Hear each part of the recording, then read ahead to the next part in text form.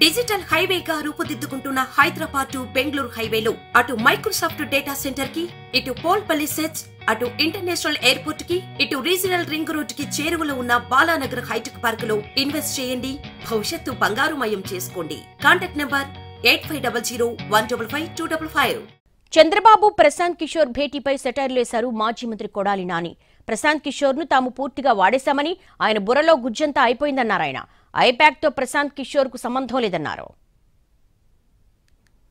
ప్రశాంత్ కిషోర్ అనేవాడిని 2014లో మేము వాడేశాం. బుర్రలో గుజ్జంతా కూడా అయిపోయింది.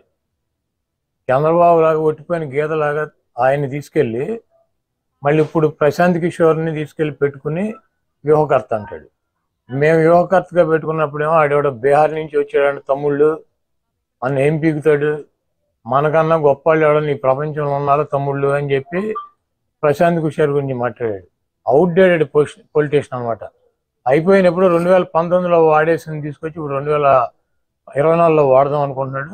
ప్రశాంత్ కిషోర్కి ఐపాక్కి ఏం సంబంధం లేదు. ప్రశాంత్ కిషోర్ వెస్ట్ బెంగాల్ ఎలక్షన్ అయినాక నేను వ్యూహకర్తగా ఉండట్లేదు, నేను తప్పుకున్నాను, నేను ఒక రాజకీయ పార్టీ పెట్టానని చెప్పి బీహార్లో రాజకీయ పార్టీ పెట్టి పాదయాత్ర చేసి ఈరోజు ప్రశాంత్ కిషోర్ మమతా బెనర్జీ మాట్లాడమంటే చంద్రబాబుని ఇండియా కూటమిలో చేరమని చెప్పి అడగటానికి చర్చలు జరపడానికి వచ్చారు. చంద్రబాబు నాయుడు ఒక పక్కన పవన్ కళ్యాణ్ని పెట్టి ఒక పీకేని పెట్టి బీజేపీతో చర్చలు జరుపుతున్నాడు. ఇంకో పీకేని పెట్టి అటు ఇండియా కూటమి మమతా బెనర్జీ కాంగ్రెస్తో చర్చలు జరుపుతున్నాడు. చంద్రబాబు నాయుడికి రెండు కళ్ళ సిద్ధాంతం. ఎవడు అధికారంలోకి వస్తాడు చంద్రబాబుకి అర్థం కావట్లా.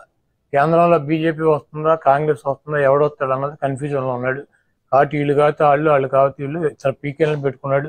ఒక పీకేనేమో బీజేపీతో మాట్లాడుతూ ఉంటాడు, ఇంకో పీకేనేమో కాంగ్రెస్ ఇండియా కూటమితో మాట్లాడుతూ ఉంటాడు.